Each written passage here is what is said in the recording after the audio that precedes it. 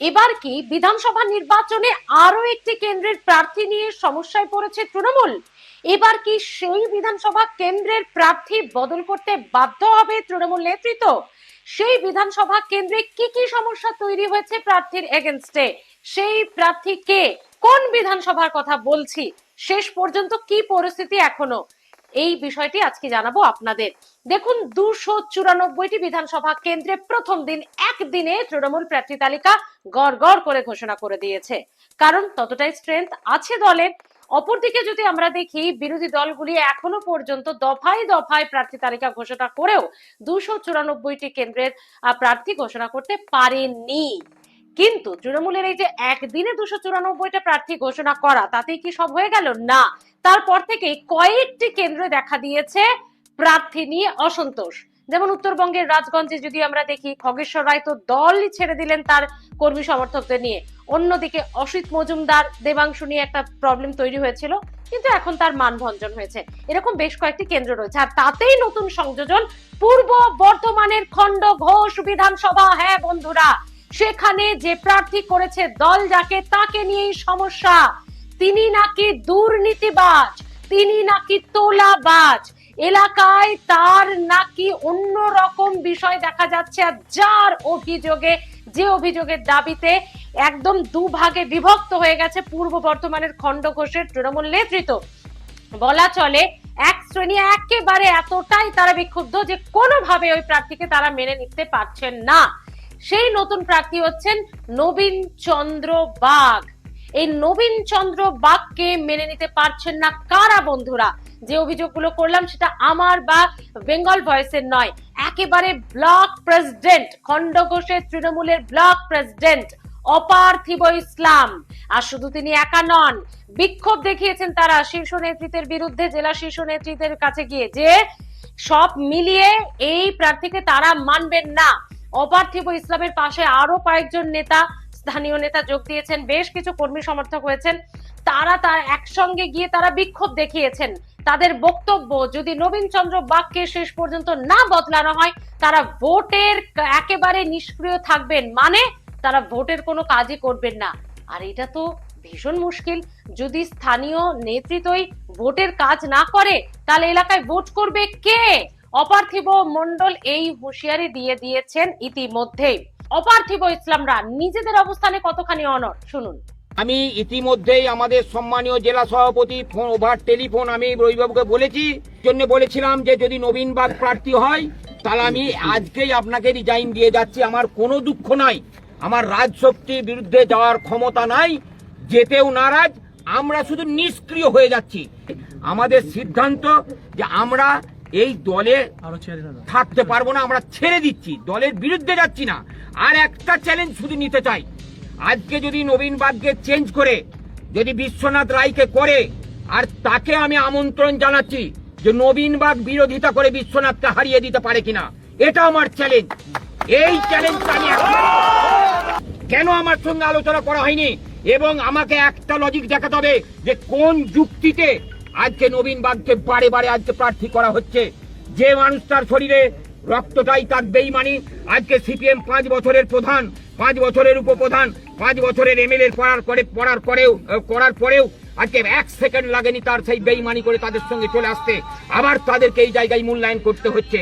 দল আমাদের কথা ভাবে, দল আমাদের মতো ছোট্ট কর্মীদেরকে দল আমাদের কথা ভাবেন। আমরা অন্য কোন দলে যেতে চাইছি না, আমরা নিষ্ক্রিয় হয়ে যাচ্ছি। মানে দল কি ছেড়ে দেবেন আপনারা? আমরা দল ছেড়ে দিচ্ছি, আমাদের অন্য। অপার্থিব ইসলামের বক্তব্য আপনারা শুনলেন। বহু মুশকিল, বহু সমস্যায় তো পড়েছে জেলা নেতৃত্ব, তারাও চটপট আসরে নেমে গেছে। রবীন্দ্রনাথ চট্টোপাধ্যায় খণ্ডঘোষের তৃণমূলের জেলা সভাপতি পূর্ব বর্ধমানের, তিনি আসলে নেমে বলছেন না, কিছুতেই না, যেটা শীর্ষ নেতৃত্ব বলে দিয়েছে সেই প্রার্থী হবে, অর্থাৎ নবীন চন্দ্র বাগই প্রার্থী থাকবেন, কোনো সমস্যা তৈরি হবে না। আমি জেলা সভাপতি হিসেবে বলছি। এই অপার্থিব ইসলাম সহ আরো বেশ কয়েকজন যারা বিক্ষুব্ধ হয়ে বলেছেন যে তারা নাকি পদত্যাগ করবেন, এমন কিচ্ছু হয়নি, কোনো কিছু হবে না, তারা সবটাই ঠিক করে নেবেন বলছেন জেলা সভাপতি। এবং তিনি আরো বলছেন যে কোনো সমস্যা তৈরি হবে না। দলের শীর্ষ নেতৃত্ব যেটা করেছে নিশ্চয়ই ভেবেচিন্তেই করেছে। নিশ্চয়ই নবীন চন্দ্র বাগ ঠিক প্রার্থী মনে হয়েছে, তবেই দল এটা ভেবেছে। এটা বলছেন জেলা সভাপতি রবীন্দ্রনাথ চট্টোপাধ্যায়। তবে বন্ধুরা, আপনারা যেভাবে শুনলেন অপার্থিব ইসলামের কথা, তিনি কি বা তারা কি, যারা বিক্ষুব্ধ তারা কি এত সহজেই পুরো বিষয়টা মিটমাট করে নেবে? দফায় দফায় বৈঠক কিন্তু হয়েছে বন্ধুরা, সমাধান সূত্র পাওয়া যায়নি। জেলা সভাপতি বলছেন বটে যে সবটাই গুজব, সবটাই গুজব। জেলা সভাপতি বলছেন সবটাই গুজব, এমন কিছু হয়নি, এমন কিছু হবে না। আমরা জানি না সেটা ম্যানেজ করার চেষ্টা কিনা। তবে নবীন চন্দ্র মাগ সেই সিপিএম করা রাজনীতিক, একেবারে পোড় খাওয়া রাজনীতিক বলা যেতে পারে, একবার নয় বারে বারে। এবার জিতলে তৃণমূলের টিকিটে হ্যাট্রিক হয়ে যাবে, তাছাড়া সিপিএম এর টিকিট তো পেয়েছিলেন। তিনি খুব সুন্দরভাবে বলছেন মমতা বন্দ্যোপাধ্যায় মাথার উপরে ছাতা, মাথার উপরে ছায়া তিনি, এবং তিনি যদি সরে যান না, কেউ জিততে পারবে না, কেউ জিততে পারবে না। তার থেকে আসুন আমরা সবাই মিলে একসঙ্গে কাজ করে এই সিটটা আরো একবার উপহার দিই মমতা বন্দ্যোপাধ্যায়কে। এবং তিনি আরো বলছেন যে সিম্বলই শেষ কথা, আমি বা অন্য কোনো প্রার্থী কে এখানে প্রার্থী হলো সেটা বড় কথা নয়। সিম্বল এবং মমতা বন্দ্যোপাধ্যায়, মানে তৃণমূলের প্রতীক এবং মমতা বন্দ্যোপাধ্যায়, এই দুটোই হলো শেষ কথা। তাছাড়া আর কোনো সমস্যা হয় না। তাই প্রার্থী নিয়ে ভাববেন না, আসুন আমরা একসাথে কাজ করি। অর্থাৎ দুধের রাজনীতিক দীর্ঘদিনের বিধায়ক কিন্তু সুন্দর ঠান্ডা মাথায় তিনি কাজ করে যাচ্ছেন। তিনি কিন্তু জোরদার প্রচারে নেমে গেছেন, দেওয়াল লিখন থেকে শুরু করে জনসংযোগ, কর্মী সমর্থকদের সঙ্গে মিটিং, কিভাবে তারা ভোটের আগে কাজ করবেন কি না, কিভাবে স্ট্র্যাটেজি, পুরোটা গুছিয়ে সুন্দর করে কিন্তু তিনি প্রচারে নেমে গেছেন ইতিমধ্যেই। এবং তিনি আরো বলছেন সবার যে প্রার্থী পছন্দ হবে এমনটা তো নাও হতে পারে, প্রার্থী তো নাও পছন্দ হতে পারে, সেটা কোনো বড় বিষয় নয়। অর্থাৎ কত ঠান্ডা মাথায় তিনি কাজ করে যাচ্ছেন, এখানেই প্রশ্ন। এর আগে আমরা রাজগঞ্জ দেখলাম, খগেশ্বর রায় তিনি দল বদল করে মানে দলই ছেড়ে দিলেন। তিনি তার কর্মী সমর্থকদের, তার এলাকার লোকজনকে নিয়ে তিনি দল ছেড়ে দিলেন। অসিত মজুমদার টিকিট না পেয়ে তিনি খুব মানে একেবারে হতাশ হয়ে গেছিলেন, রাজনৈতিক সন্ন্যাস নিয়ে নিচ্ছিলেন। খগেশ্বর রায় তো এতটাই বিক্ষুব্ধ, তিনি এবার বলেও দিলেন স্বপ্না বর্মন বা তৃণমূল এই রাজগঞ্জে জিততে পারবেন না। তিনি একেবারে চ্যালেঞ্জ করে বলে দিলেন, মানে এতটাই তিনি বিক্ষুব্ধ। অন্যদিকে অসিত মজুমদারকে মোটামুটি একটা মানানো গেছে, দেবাংশু ভট্টাচার্য সেটা চেষ্টা করেছেন এবং পেরেছেন।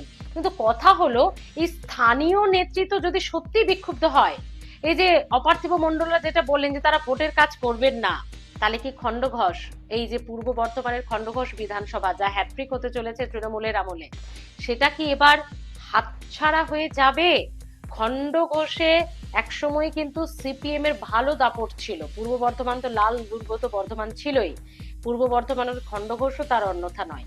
তাহলে বন্ধুরা এই স্থানীয় কর্মী অসন্তোষটাকে কিভাবে ম্যানেজ দেবে দলের শীর্ষ নেতৃত্ব? নাকি ওই রবীন্দ্রনাথ চট্টোপাধ্যায় জেলা সভাপতি যেটা বলছেন পুরোটাই গুজব, কিচ্ছু নয়, আর নবীন চন্দ্র বাগ যেটা বলছেন এই সিম্বল আর মমতা বন্দ্যোপাধ্যায় শেষ কথা, সেটাই হবে। বাকি সব এমনি আপসেই মিটে যাবে, কিচ্ছু করতে হবে না। সেটাই কি হবে জানাতে ভুলবেন না। ভালো থাকুন।